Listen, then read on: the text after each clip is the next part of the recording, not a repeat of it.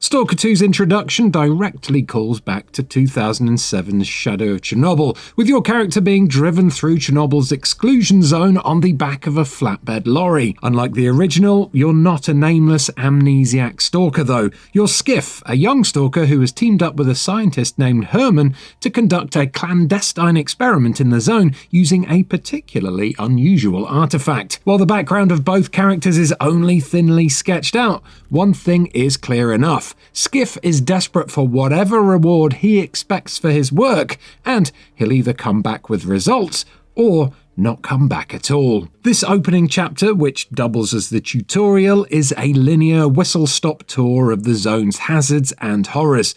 To retrieve the equipment he needs, Skiff descends into an irradiated bunker filled with dead scientists. This is followed by a scrape with a group of bandits, a gauntlet of anomalies to navigate, and a wrecked boat prowled by a creature called a poltergeist that we bravely ran away from. There are two things we took away from Stalker 2's first chapter. First, it's a much slicker and more polished experience than any of the earlier Stalker games, from the stunningly moody environment design to the much more grounded, tangible combat. It is a massive step up over anything GSC has produced before. Second, while the introduction is more gradual and comprehensive than previous Stalker games, the zone itself has lost little of its hostility. We died twice during this tutorial sequence, once to a bandit that flanked us during a firefight, and once to a toxic anomaly in a cave while failing to root out a valuable artifact hidden somewhere inside. Naturally, things don't go according to plan for Skiff, and the tutorial ends with him having all his gear nicked by another stalker,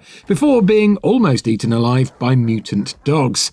It's at this point where the zone opens up properly, and you're free to explore at your leisure. And it really does seem like you are free to go wherever you want. Climb up a water tower or some other vantage point, and you'll see the russet countryside of the zone undulating out in one vast unbroken stretch, the red and white chimney of the Chernobyl NPP visible far off in the distance. Back in the zone, we head towards a cluster of houses on a sloping hillside, where we discover a group of bandits had barricaded a stalker inside one of the structures. We could have walked on by, but we decided to intervene, sneaking up on the three bandits and quickly dispatching them with a pistol.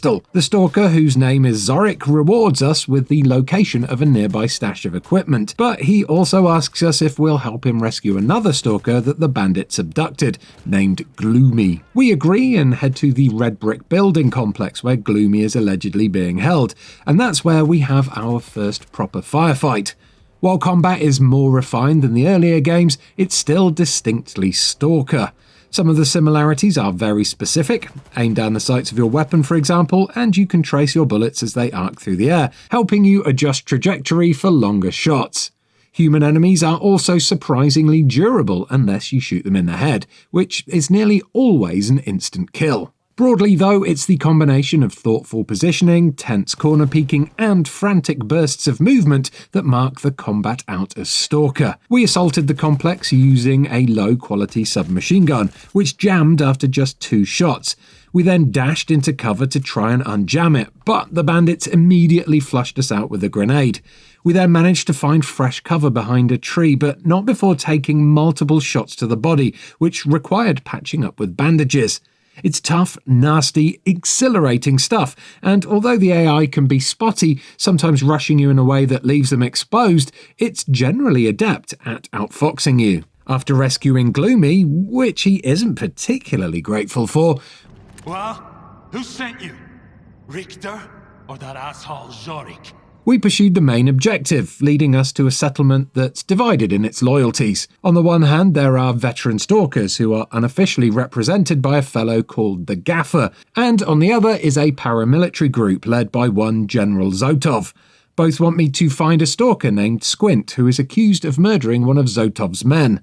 Naturally, they have their own reasons for wanting him found, and their own leads on how to do it. In exploring the village and preparing to search for Squint, it becomes clear that Stalker 2 goes unexpectedly hard on narrative delivery. All of this info is divulged through involved conversations with branching dialogues and full voice acting. Stalker 2 is no Baldur's Gate though. Tonally, the writing is nowhere near as nuanced, at least not in the English language version, although Stalker 2 is a game you may well be tempted to play in Ukrainian for the true authentic experience.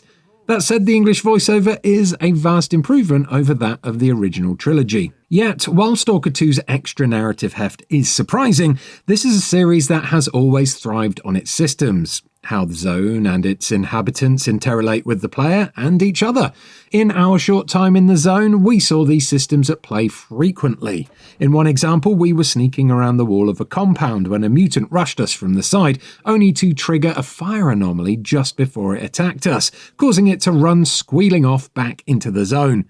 We also saw bandits fighting mutants, NPC stalkers fighting bandits, and one stalker, who we just finished talking to for a quest, intervened in a bandit skirmish that we were having as he wandered back to the village. While we can't speak about Stalker 2 as a whole, the chunk we saw seemed highly dynamic and laced with emergent potential. Such flexibility isn't exclusive to the open world either. It's also weaved into quests and the campaign. To find Squint, for example, you can complete a couple of side objectives the game points you toward. Or you can do what we did, which is just find him. A landmark caught our eye and we decided to explore it. But we won't say which landmark for risk of spoiling the experience, and it just so happened to be where Squint was holed up. The narrative smoothly adapted to this, moving on to the next phase of the mission where you can choose to kill Squint on General Zotov's behalf or help him escape the zone by retrieving an artifact from a nearby anomaly. This kind of reactivity is what GSC hopes will mark Stalker 2 out from other open world games, and the surprises didn't end here either. We agreed to help Squint by retrieving the artifact and descended into a cave system for a fraught encounter with a bloodsucker, a tentacle-faced mutant that can turn invisible. But after defeating the creature and retrieving the artifact, we received a mission failed notification. Excuse me, Stalker 2, but didn't you mean mission succeeded? We soon found out that the game was in the right, as upon returning to Squint's hidey hole, we discovered that he was dead. We're still not entirely clear on what happened here, whether it was a mutant or a bandit that had rocked up and killed him, whether Squint had accidentally triggered one of the many traps he'd set up to defend himself from such an ambush, or whether this was a good old-fashioned bug. We asked the developer supervising the session if this was supposed to happen, to which he shrugged, explaining that Squint was not a particularly important character. This much certainly proved true. Despite failing to help Squint, the story continued unhindered, and we got to sell the artifact that we found for a nice cash bonus. While the earlier narrative comparison to Baldur's Gate 3 may be a stretch, the two games are similar in another way. As Larian's game harks back to the systemic role-playing of Ultima and recontextualizes it for a modern audience, Stalker 2 excavates a bunch of semi-forgotten ideas about open-world gaming. In an age of clockwork Souls-likes and heavily curated experiences like God of War Ragnarok, the flexibility and adaptability of Stalker 2's irradiated sandbox is refreshing and intriguing. If it continues to expand and elaborate upon that across the whole of its exclusion zone, well, then GSC Game World might just have something special on their hands. Thank you so much for watching this video. If you enjoyed it, please do give it a like, subscribe to Eurogamer for almost daily videos about video games, and why not check out one of these other videos that are on screen and clickable right now. Goodbye.